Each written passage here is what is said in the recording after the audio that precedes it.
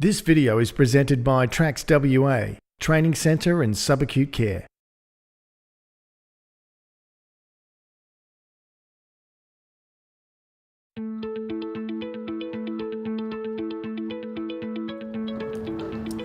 In this scenario, the multidisciplinary team at Brightwater Care Group are meeting to review the care of 50-year-old Nick, who's previously suffered a pontine hemorrhage. The team consists of Jeremiah Zangare, a physiotherapist, Tanya Kavlovic, a speech pathologist, Stella Tagbo, a registered nurse, Mina Garcia Vega, a physiotherapist, and Eva Muir-Ralph, a speech pathologist. The plan today is to discuss considerations relating to Nick's ongoing tracheostomy care and management. Really looking forward to getting some advice from you to help us in our management of Nick. So what we thought might be a useful way to start is to just run through some of his medical history. Great. So Nick is a 50-year-old gentleman who has been living with us here now for 2 years. A year prior to that, he was admitted to hospital with a pontine hemorrhage. He had a long stay on intensive care, had a tracheostomy in situ, multiple episodes of sepsis, chest and urinary, bilateral PEs, GI bleeds. He did eventually get discharged with his tracheostomy in situ. They attempted to decannulate when he was on the ward. Unfortunately, that was unsuccessful. He did manage to progress onto rehabilitation.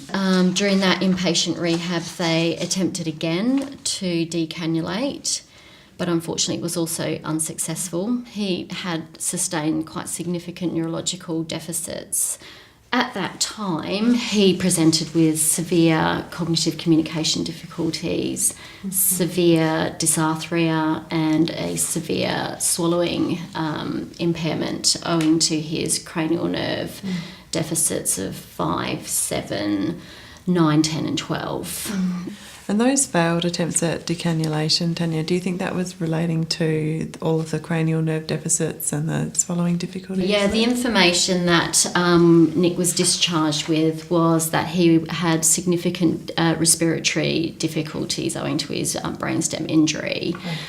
He was having periods of respiratory apnea. He was having significant difficulty protecting his airway, significant difficulty managing his saliva and his secretions, and unfortunately as a result of that he wasn't able to maintain his airway on his own. Okay. Did he have recurrent chest infections as an inpatient? Yeah, so whilst he was in ICU, he was treated multiple times for chest infections, and on both occasions when they'd attempted to decannulate, his chest deteriorated significantly and his saturations levels dropped, and he had to be treated again for chest infection on those occasions as well. In terms of sort of general motor functioning, perhaps Jeremiah can give a bit of an update on how he's doing from that respect. Okay. Thank you, Tanya. So his motor function generally hasn't improved that much since he was admitted on site. Okay, looking at his lower limbs, he does have improved a little in his movement, but generally the strength is still slightly weaker. So say about grade 3 to 4 out of 5 on the manual muscle testing. And then upper limbs, poor at shoulder with his pecs mostly dominating.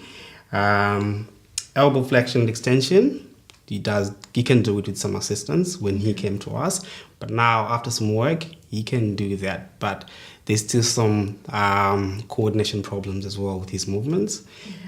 Sitting up, he can't sit up without support on the edge of the bed, so you actually need to support him to be able to sit up. Head control, he's good.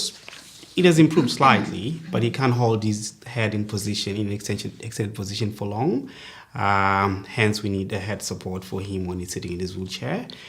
Does he have ongoing chair reviews by the OTs or the rehab hospital? Yes, definitely. We have the sitting clinic, CTEC, that actually do reviews annually. So they do annual reviews, and if anything comes up in between, then we can refer to them and they'll come out and have a look at him. So generally, not much change since he was admitted here. And how about Nick's cognition and his communication? Where is he at with those areas? So Nick has made some improvements with regard to his cognition and communication. He came to us with moderate to severe cognitive communication impairment, his tracheostomy in situ, and it was a cuffed tracheostomy, a size 8 Shiley's low pressure cuffed trache. He was unable, therefore, to voice, and he, at that time, was using an alphabet board to communicate, plus gestures. He was using non-verbal communication really well, so gestures for yes and no, thumbs up, thumbs down, and an alphabet board. But his comprehension has really improved, and he's able to follow complex commands. And he has demonstrated an improved cough, so he's much stronger in terms of managing his cough. And as he settled medically and in terms of his anxiety and his secretion management started to settle since he's been here, we've mainly focused on his secretions and his cough and the weaning process, which probably Stella can give a bit more of an update about. Thank you, Tanya. He's done significantly well in that regard. We started him off by decuffing him for 5 minutes, but it was a huge problem because he was quite anxious at the time. Given the fact that he's had 2 failed attempts in the hospital, he wasn't quite confident.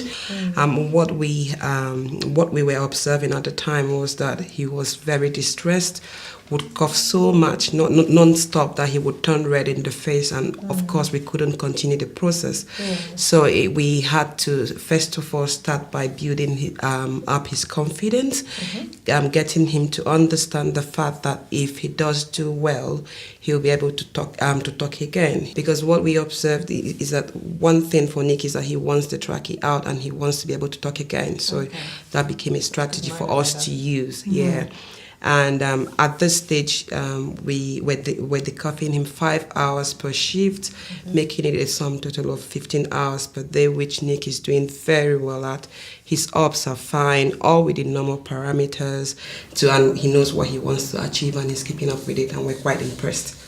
Okay, so does he require a lot of suctioning, or does he ask for it? Or We don't have issues with suctioning concerning decuffing Nick, because over time he's built a very strong cough, which means that he can cough up a lot on his own without us having to suction him, which is what he's been doing. And he's maintained a yellow thick secretion. No signs of infection. He hasn't got any infection. Tracheocytes are clean and dry, no hypergranulation. And with humidification, we've been using the Swedish nose. okay, and does he get regular nebs? No. But he would ask for one if he does need it. Okay, so he has enough capacity to know his needs in regards to suctioning, or if he's fatigued. Is that correct? Yeah, he's made a lot of improvements cognitively, so he's now able to understand conversation reasonably well. Does need some reminders in terms of his memory, but everyday communication is really good, and comprehension's much better than it was. And can I just check, Stella, what type of trachea does Nick have at the moment?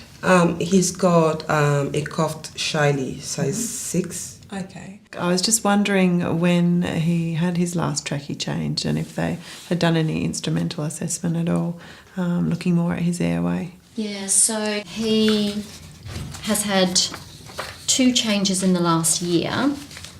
Exactly a year ago, he had a change in hospital. They did report back that it was quite a difficult change owing to TRACS stenosis. Okay.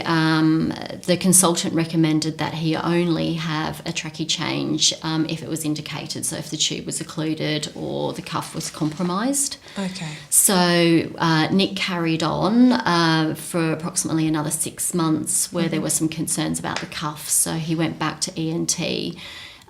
They unfortunately found that it was too difficult to change in clinics, so he was admitted and went to theatre to have the tube changed. They did confirm that the cuff was compromised, it was leaking. Okay. And he came back to us, the change was then successful, and he came back to us with a size 6 Shiley's cuffed tube.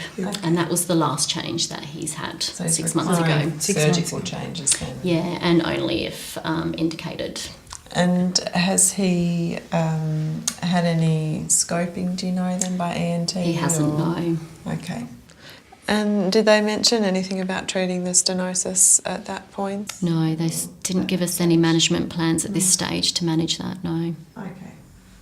I guess in terms of the ultimate goal for Nick, it sounds like we're definitely working towards decannulation as opposed to managing somebody with a long-term trachea tube. The kinds of things that it might be helpful to look at in our assessment around cuff deflation and looking at his voice. Are there any other areas in particular that you'd like us to take a look at? Yeah, I think it would be really good if we, as Stella has also observed the difficulty with swallowing, that we review his swallowing. And I would be particularly interested to see if we could get any better voicing, as we've not been able to do that. Yeah. And it will also be awesome if you guys would advise us on which way to go, in the sense of either using a size 4 Shiley, downsizing it to size 4, or capping it off, or even a fenestrated tube, who knows? Yeah, or a speaking valve. Yeah. More of a look at that today too. Yeah, perfect. So I have one last question. Is he taking any sedatives or anything that will impair his muscle function? No. No. Any bronchodilators on board? No. No. Okay. That's all I can think of. Yeah, well, I think it sounds like that's a really good overview, and if he's ready, perhaps we could go and see Nick now. Yeah. Okay. Good. Yeah. TRACS WA would like to thank the staff and management of Brightwater Care Group for their involvement in this project. This project received funding from the Australian Government.